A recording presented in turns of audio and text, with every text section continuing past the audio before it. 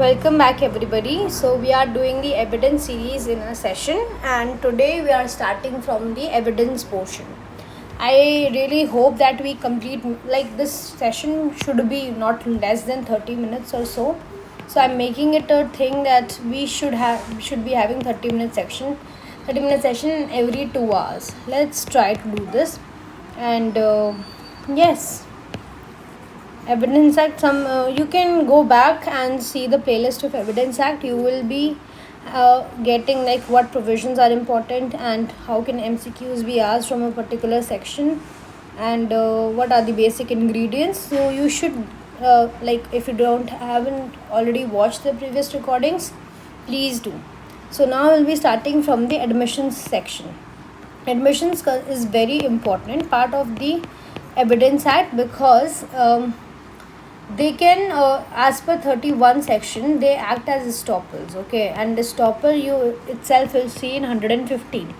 They are not substantive piece of evidence, but the court would favor, like court would consider that if you have admitted something, that means, and if you later on back out from this, then adverse inference could be there. Now, how can we go about admission? What is admission? Who can give admission? What is the value of that admission? So this chapter is very important. This is under chapter 2, relevancy, and this is the first head, not the first heading. If you just go up, you can say relevancy, chapter 2. Just a second. Chapter 2, relevancy of the facts, and yes, this is the first heading that comes under the chapter, that is admissions. Earlier 5 to 16, whatever we did was very generic in nature. Now let's start with the admissions. Section 17 defines admission. According to section 17, an admission is a statement. It could be oral or it could be documentary, or it can be contained in electronic format. Now that statement should suggest an inference as to any fact and issue or relevant fact. Meaning वो जो statement है वो आपका direct inference दिखाता है, direct relation होना चाहिए उसका कुछ किसी फैक्ट एंड इश्यू या रेलेवेंट फैक्ट से, and which is made by any of the persons under the circumstances here and after mention. So now after like 17 just ये बोलते हैं कि एक स्टेटमेंट होती है जो इन्फरेंस बताते हैं, suggest an inference related to the fact and issue relevant fact, और कौन बनाएगा, कौन से सर्कमस्टांस में चाहिए, वो हमारे आगे वाले प्रोविजंस बताएंगे. आगे वाले प्रोविजंस में 18 कहता है कि admission by party to proceedings or is agent. Admission by party to proceeding, अब आपका सूट चल रहा है तो statements made by party to the proceeding, आपने सीधा डायरेक्टली पार्टी नहीं कर दिया या उसके एजेंट ने कर दिया. whom the court regards, और कोर्ट ये भी रिगार्ड करता है कि under the circumstances of the case expressly or impliedly authorized by him to make them are admissions. Now, if the party is making a certain admission, that is itself a good admission, good statement, that court would directly appreciate that. But if it is made by any agent, then court will regard that agent had the authority to make such statement, and then only he would be considering that. Alright, simple. Now, what are the agents? So, like by suitor and representative character. Statements made by parties to the suit, suing, or sued in a representative character are not admissions unless they are made while the party making them held that character. So, if a suitor is having a representative character, he should be in that character, and that then only his admissions would be admissible and not just any statements. Now, statements by party interested in subject matter. Persons who have been proprietary or pecuniary interest. You should remember these terms, okay? So if a party is interested in the subject matter and who has proprietary or pecuniary interest in the subject matter and who make the statement in the character of the person, and that person should hold that character so interested, then the admissions would be considered. And second, the persons from whom the interest is deriving. Persons from whom the parties to the suit have derived their interest in the subject matter of the suit. Persons from whom the parties to the suits have derived their interest. We can say it is indirectly affecting, but they are affecting. Therefore, they have been specifically mentioned. If they are made during the continuance of the interest of the persons making the admissions. They both are talking about interest. One is talking about proprietary and pecuniary interest, and second is taken by a person whom the interest is being derived. And 18 we just did his agent or party to the proceeding. Next is 19. Admissions by a person whose position must be proved as against the party to the suit. This is interesting. Let's first go back to the illustration. A undertakes to collect rents for B.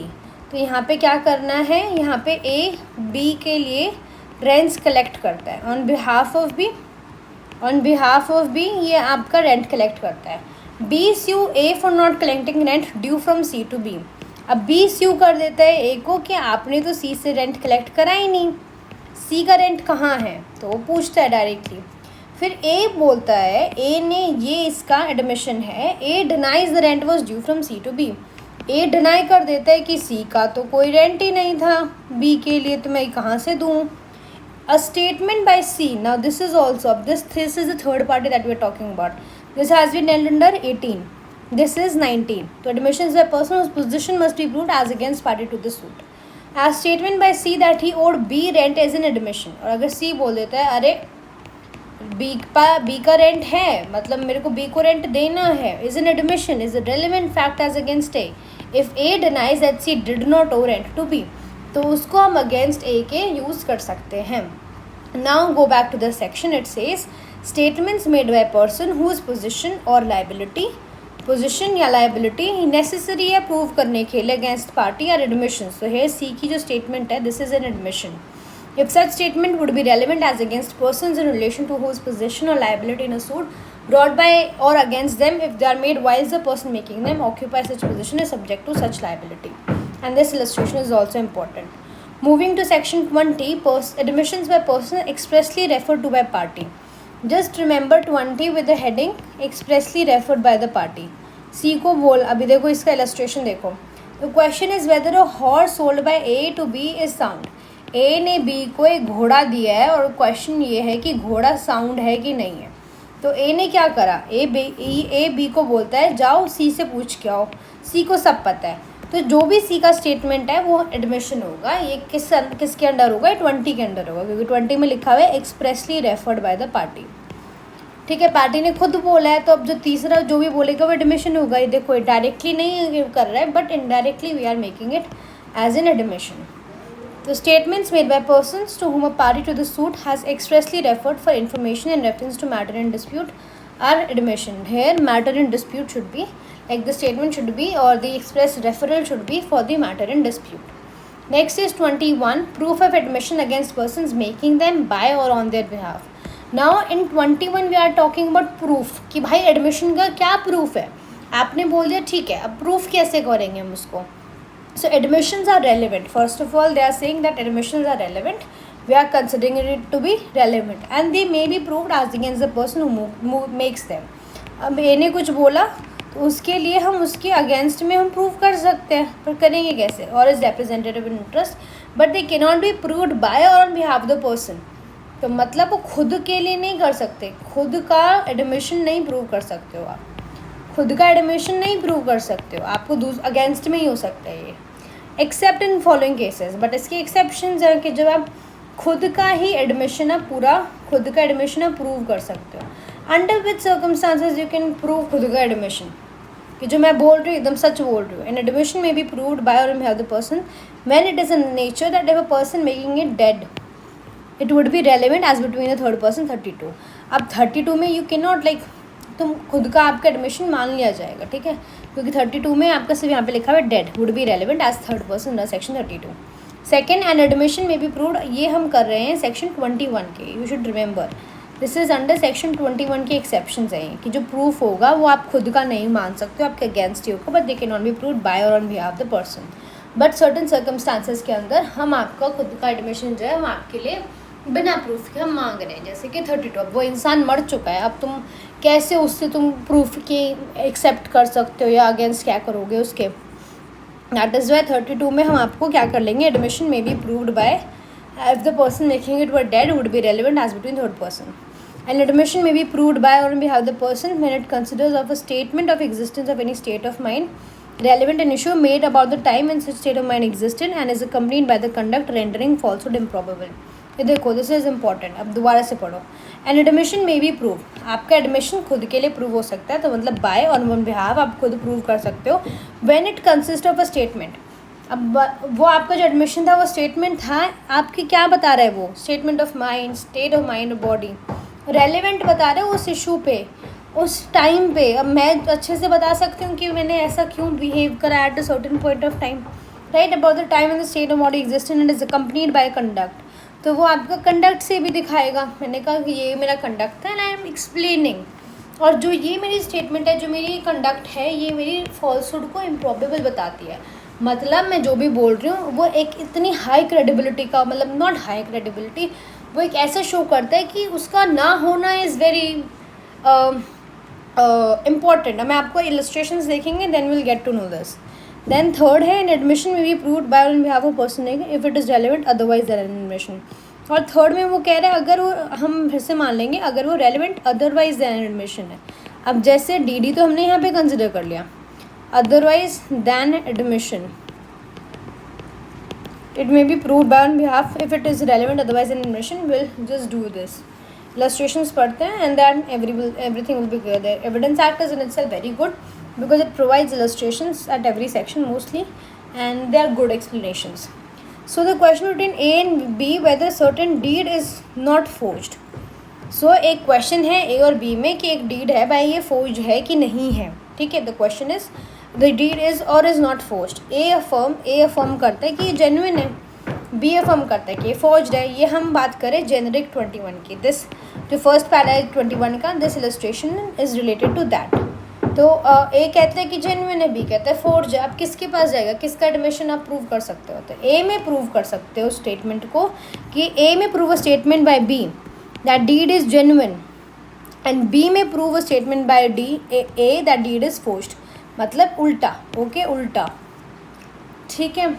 तो अगर A कह रहा है कि ये genuine है, B कह रहा है कि ये फोर्ज्ड है, तो उल्टी स्टेटमेंट्स प्रूव कर सकते हो। A में प्रूव कि B कह रहा है कि डीड जेन्युइन है, B में प्रूव कि A कह रहा है कि डीड फोर्ज्ड है।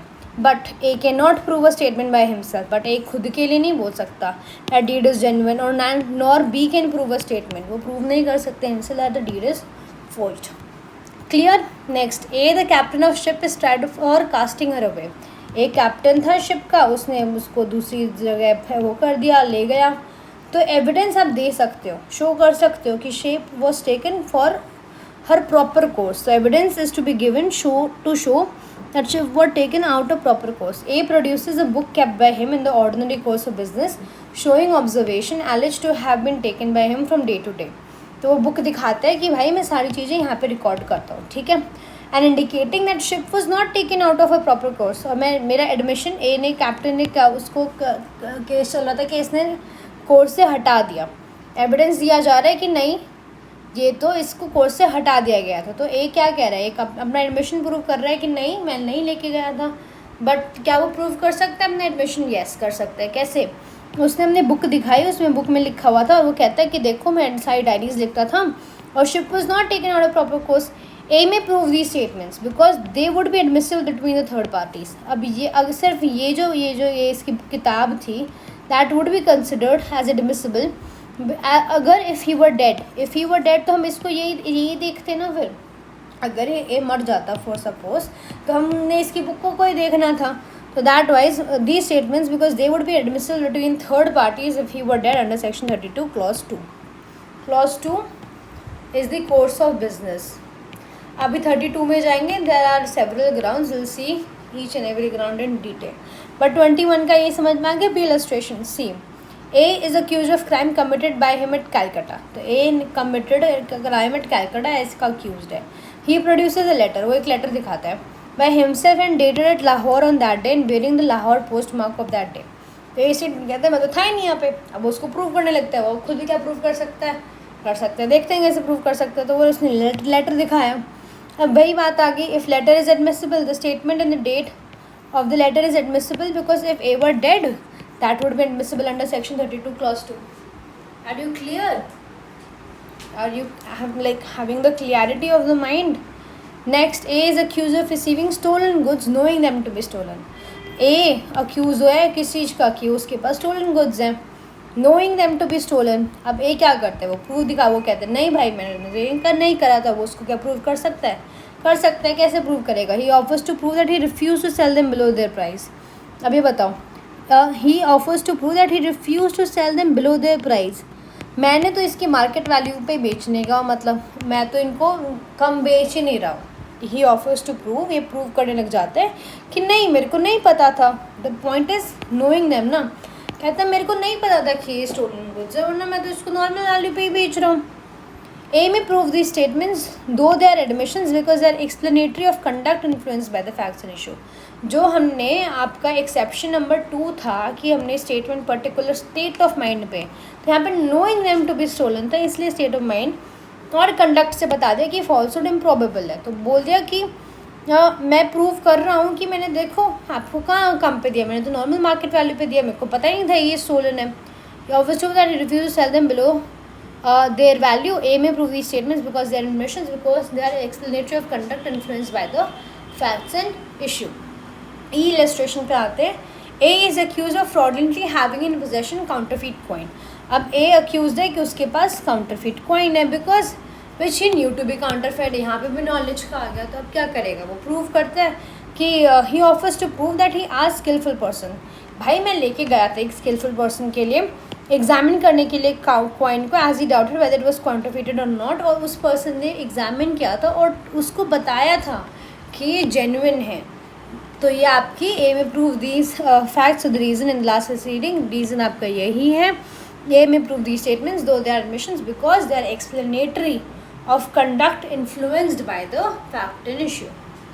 Clear? 21 is important. Okay, 21 is important, that is proof. ये मेंस का क्वेश्चन आता है आपका एडमिशन्स का, ठीक है। तो आपको ये हर चीज़ आपको एक्सप्लेन करनी पड़ती है। 17 में आपकी डेफिनेशन है, 18 में आपका पार्टी, एजेंट, स्यूटर और जो इंटरेस्ट वाले दो लोग हैं वो है। 19 में we did what did we did in 19 में हमने कहा पोजीशन। अब ये याद रख लो 19 से पोजीशन प्रूव करनी है, और इसका इलस्ट्रेशन याद कर लो, rent ABC, rent, position prove करनी है। 20 में आपका आ गया expressly refer, A horse BC, ठीक है, A हॉर्स BC याद कर लो 20 में एक्सप्रेसली। ये सब आपको याद होने चाहिए। एंड 21 में आपका क्या होगा, 21 में आएगा आपका प्रूफ। अब आप प्रूफ किसका दे सकते हो, तो प्रूफ में आपका जेनरिक है कि आपका अगेंस्ट ही होगा, आप खुद नहीं करोगे, but there are certain exception. 3 exception है, 32 क्लॉज 2। देन आपका कंडक्ट और आपका स्टेट ऑफ माइंड आपको आप प्रूव कर सकते हो, और तीसरा otherwise than an admission. Cool, ये शुड अभी तक हमने ये करा, और ये मेंस के पर्सपेक्टिव से इम्पॉर्टेंट है। Please listen to this very carefully. Now moving to 22। So when oral admission as to the contents of document are relevant, generally the law best evidence rule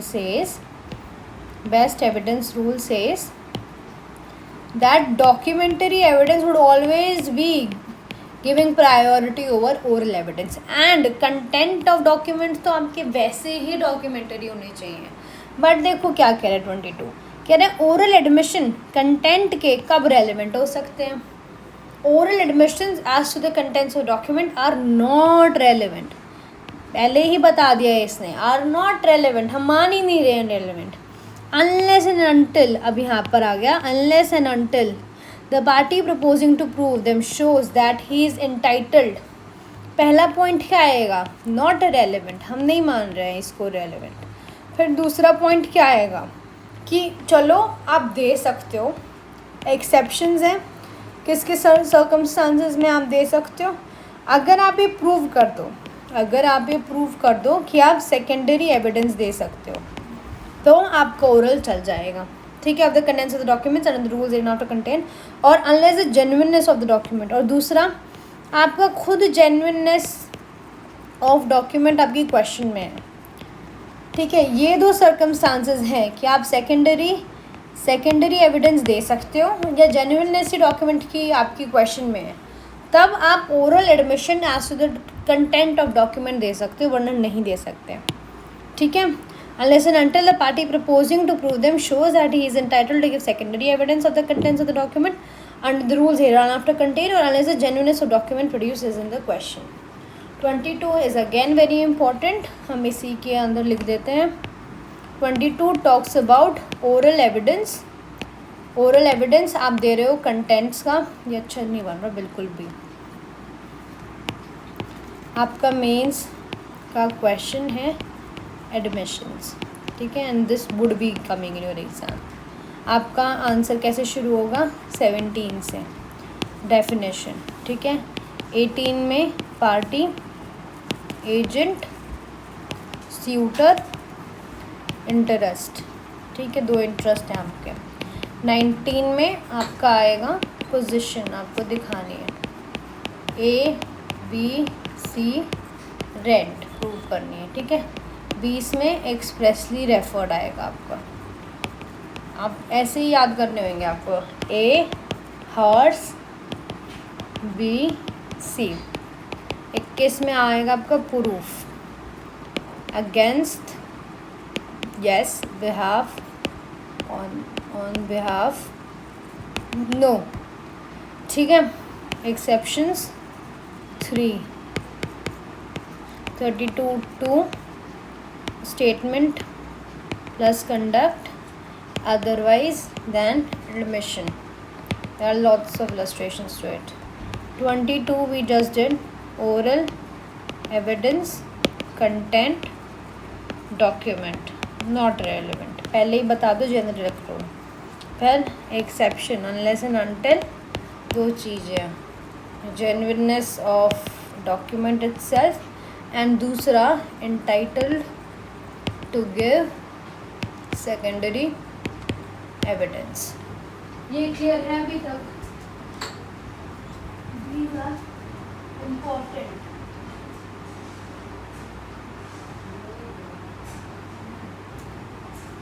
These are important sections. Now moving forward, we have 2022A. ना बस इसका आप amendment याद रख लो, सबका same ही है वैसे वाला।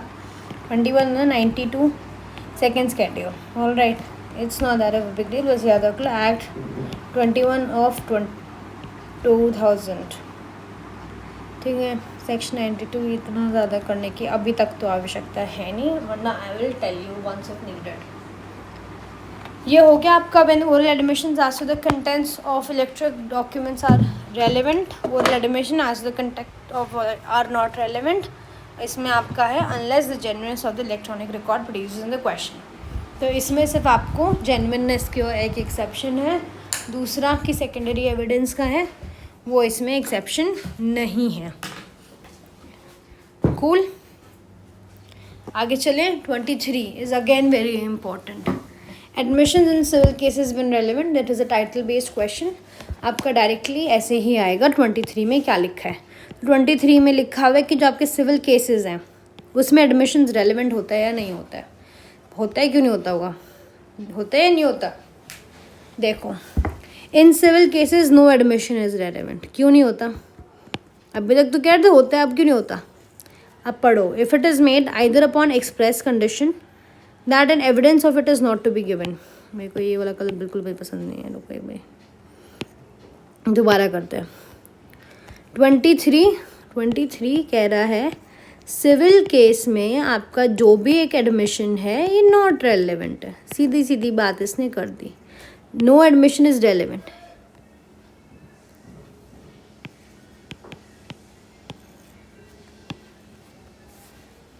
अगर वो मेड है तो this is not relevant if, कैसा अगर कोई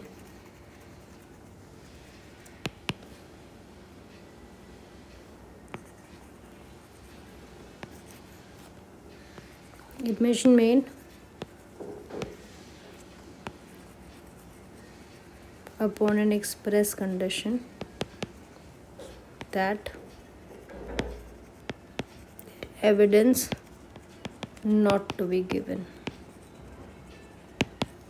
इसका पर्पस देखो, सिविल केस जो होता है ये 2 पार्टी का पर्सनल मैटर कह सकते हैं। तो somewhere we are upholding their personal decisions। तो इसमें कहा है कोई एडमिशन रेलिवेंट नहीं होगा अगर वो आपने बनाया है एक एक्सप्रेस कंडीशन के साथ, कि आप evidence of it is not to be given, या circumstances from which the court can infer that parties agreed together that evidence of it should not be given, या कोर्ट को लग रहा है circumstances देख के कि parties agreed that evidence not to be given. ठीक है, ये चीज़ें हैं. इसके अलावा सारे एडमिशंस रेलेवेंट हैं, सारे admissions relevant. This is general and this is exception. तो ये एक्सेप्शन बताता है जनरल रूल में एडमिशन रेलेवेंट होते हैं, बस ये वाले नहीं होते हैं. Okay. Nothing in this section shall taken to exempt any barrister, pleader, attorney or वकील from giving evidence of any matter which he may be compelled to give under section 127. अब 126 में हम पढ़ेंगे. ये कह रहा है ये 126 पे काम नहीं करता है. ठीक है, तो मतलब 126 का एडमिशन आपको माना जाएगा. आगे पढ़ते हैं क्या करते हैं. अब आते हैं 24. Very important, confession. Another mains question directly asked. 24. Confession caused by ITP, inducement, threat or promise when irrelevant in criminal proceeding. और इसका भाई का क्या नाम है? 28, जब ITP रिमूव हो जाती है. If you look closely to this, ये कहता है कि हम irrelevant ही बना रहे हैं. हम पहले ही टाइटल में कह रहे हैं कि confession irrelevant है अगर वो ITP से बनी है. अब इसका क्या मतलब है? मतलब ठीक है, कूल, बट इतना सारा लिखने की क्या ज़रूरत थी जब आपने इतना लिख ही दिया था. तो पढ़ो.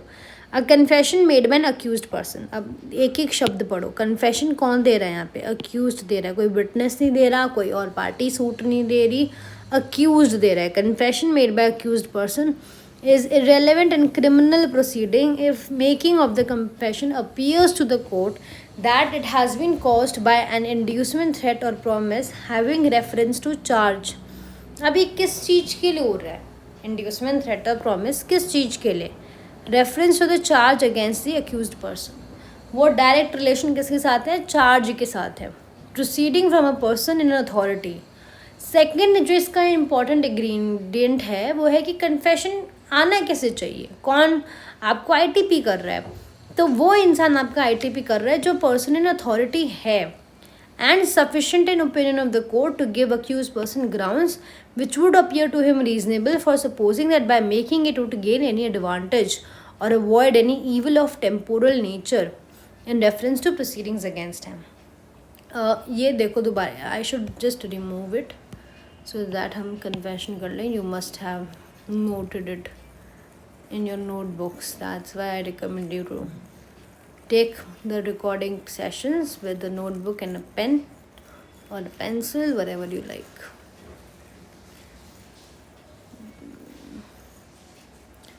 Okay. अब देखो, ये भी मेंस का क्वेश्चन है आपका, confessions. And it would start from, पहले तो बता दोगे this is admission and this is confession. Okay, आपका this is admission, this is confession. ये आपका स्पीशी है, ये आपका जीन, दिस इज़ जीनस, ओहो, and this is species. Okay, now देखो 24 बताओगे उसके बाद आप. अब इसमें क्या बोल रहा है? ये कह रहा है कन्फेशन जो है ये क्या देगा? ये कि स्टेटमेंट है. पहले तो ये लिख लो, इट इज़ अ स्टेटमेंट. और ये किसने दिया है? ये अक्यूज्ड पर्सन ने दिया है. ये इरेलेवेंट होगी. पहले हम ये छोड़ देते हैं, इसकी एडमिसिबिलिटी और क्या आएगी, रेलेवेंसी हम छोड़ देते हैं.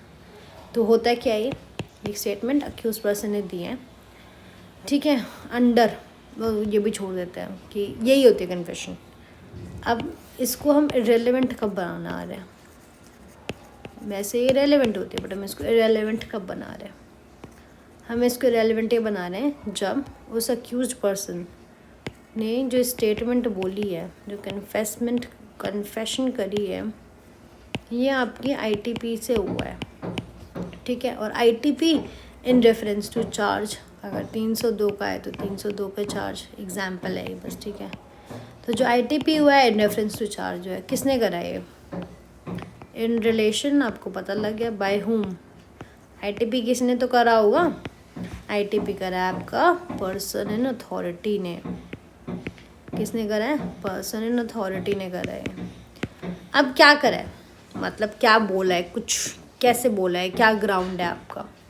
तो इसने कहा है और इसने बिलीव करा दिया पर्सन, अक्यूज्ड पर्सन को, ठीक है। It would appear reasonable opportunity, देखो क्या लिखा है, to give the accused person grounds which would appear to him reasonable for supposing that way making it. तो इसने कुछ ऐसा इंड्यूसमेंट थ्रेट और प्रॉमिस करा कि जो ये अक्यूज्ड पर्सन है इसको एकदम रीजनेबली अपीयर हो रही है इसको चीज़ें, कि अगर इसने ये स्टेटमेंट बोल दी तो ये दो चीज़ होएंगी, इसकी दो चीज़ें होएंगी, या तो उसको कोई एडवांटेज मिलेगा, या तो उसको कोई एडवांटेज मिलेगा, या avoid any evil of temporal, मतलब टेम्पररी टेम्पोरल नेचर। ये दो चीज़ें इसके साथ हो सकती है, ठीक है, in reference to the proceedings against him. और ये किसके रेफरेंस में होता है, प्रोसीडिंग। अब इसका पर्पस देखो, कन्फेशन का पर्पस होता है कि भाई उसको, इंसान को गिल्ट हो जाए, गिल्टी फील करे, वो रिग्रेट हो उसको कि उसने ये क्राइम करा है, ये हो इसको। बट अगर ये पर्पस ये है गेन एडवांटेज, अवॉइड एनी, उसको गिल्ट नहीं है, बस ऐसे ही करने की कर रहे हैं। प्लस ये कहाँ से आया, उसको पर्सन इन अथॉरिटी से आया। कैसे आया, क्योंकि उसने इंड्यूसमेंट करी है किसी चीज़ की, इंड्यूसमेंट है आपका, गेन एडवांटेज आ गया, थ्रेट में भी आपका ये आ गया, और क्या थ्रेट और प्रॉमिस में भी ये आ गया दोनों का। तो ये करा है रिलेशन टू द चार्ज ही आपका, ऐसे कुछ नहीं, रिलेशन टू द चार्ज। तब जाके आपकी जो कन्फेशन है ये इररिलेवेंट होएंगी। लग तो रहा था ये बहुत ही ज़्यादा easy section, but in reality if you read the bare act, only bare act, you will understand that it is not that much of a simple task. Okay,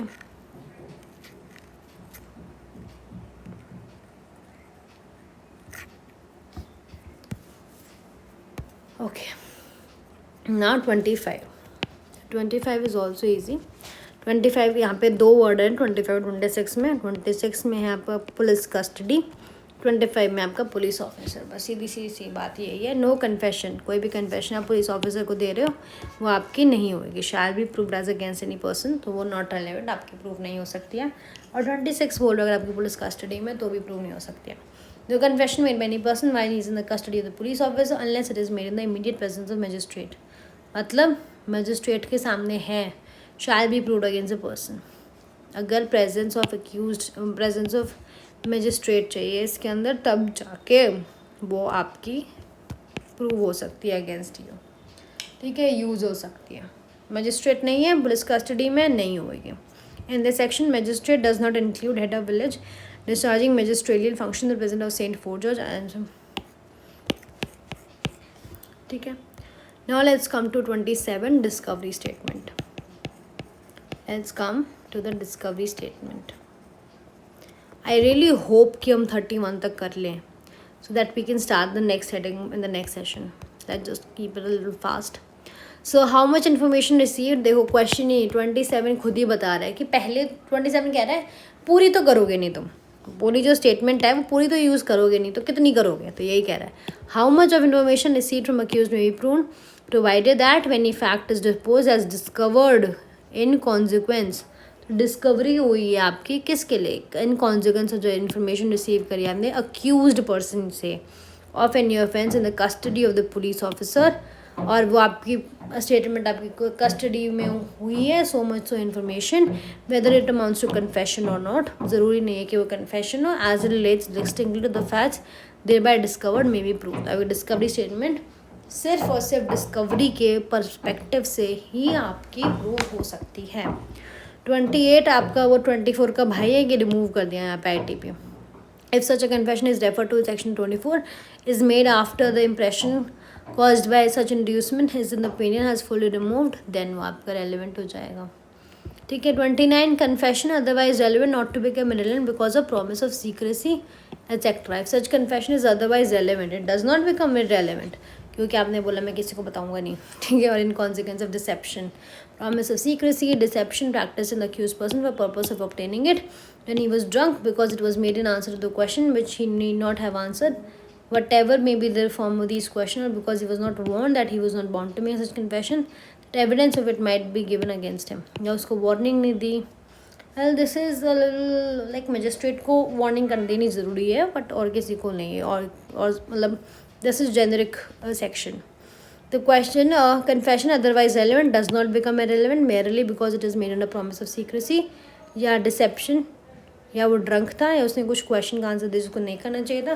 कोई भी फॉर्म हो सकता है क्वेश्चन का. और because he was not want that he was not bound to make such confession that evidence of it might be given against him. 30 बात करता है आपका consideration of proved confession against affecting persons making it others jointly another trial for same offense where more persons than one are being tried jointly for the same offense and a confession made by one of such person affecting himself and some other such person is proved, the court may take into consideration such confession as against the other person as well against the person who makes such confession. तो सबके साथ में भी लगा सकते, सबके लिए भी वो लगा सकते हैं confession. Offense includes abatement, attempt or commit the offense. Illustrations A and B नीचे ड्रावर में इसमें रिकॉर्डिंग कर रही हूँ. तो फिर डाल देंगे डालूंगी यूट्यूब. बाय. कहाँ जा रहा कल मंदिर जाऊंगा फिर तेरा लैपटॉप लूंगा फिर चाबी बनवाऊंगा चाबी बनवाने से पहले तेल डलवाऊंगा फिर चाबी बनवाऊंगा. Illustration A and B are jointly tried. कितने पैसे निकाले मुझे कर ले. A and B are jointly tried. लेके जा रहा हूँ 1000 और ये है 340 रुपये. कितने हुए ये 1340. A and B are jointly tried for murder of C. It is proved that A said B and I murdered C. The court may consider the effect of this confession as against B as well. A is on the trial of the murder of C. There is evidence to show that C was murdered by A and B, and B said that A and I murdered C. The state may not be taken because they are not being jointly tried. ठीक है. तो उसको कोई नहीं B फालतू में आके नहीं बोलेगा कि मैंने भी मारा. ए का ट्रायल हो रहा है, बी कहाँ से आ गया. फिर 31 बात करते हैं. And it is important and it is very simple. Admissions not to act as conclusive proof but may act as estoppel. Admissions are not conclusive proof of the matters admitted, but they operate as estoppels under the provisions hereafter contained. I hope your admissions chapter is like concluded. Let's just mark it like this. Answer लिखते हैं हम. 23, 24 civil cases. Civil cases में क्या है?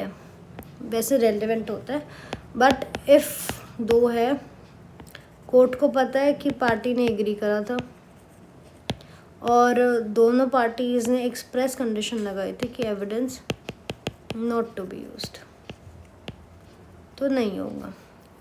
24 में आपका आता है कन्फेशन इररेलेवेंट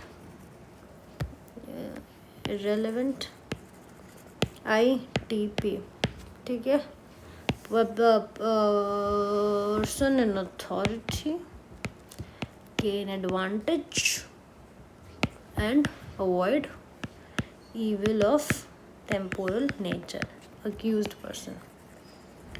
25 पुलिस ऑफिसर के सामने. 26 police custody irrelevant not to be proved. नहीं, यहाँ पे लिख देते not to be proved. Bed act की लैंग्वेज है. ठीक है. पुलिस कस्टडी में नॉट टू बी प्रूव्ड. इसमें क्या है? Unless immediate presence of magistrate. 27 discovery, उतना ही जितना डिस्कवरी हुआ है. 28, 29, 30, 31 नॉट कंक्लूसिव. स्टॉप. ओके 28 बताओ. हाँ, ITP remove. Now relevant. 29 30 आपकी किससे डील करते हैं ये? Jointly promise of secrecy. तो इसमें 29 याद रख लो, सीक्रेसी से रेलेवेंट होते हैं, एडमिसिबल होते हैं. ठीक है. और 30 आ गया joint confession. So your admissions chapter means should have all these points. With regard, we'll do certain case laws. I will give you the list.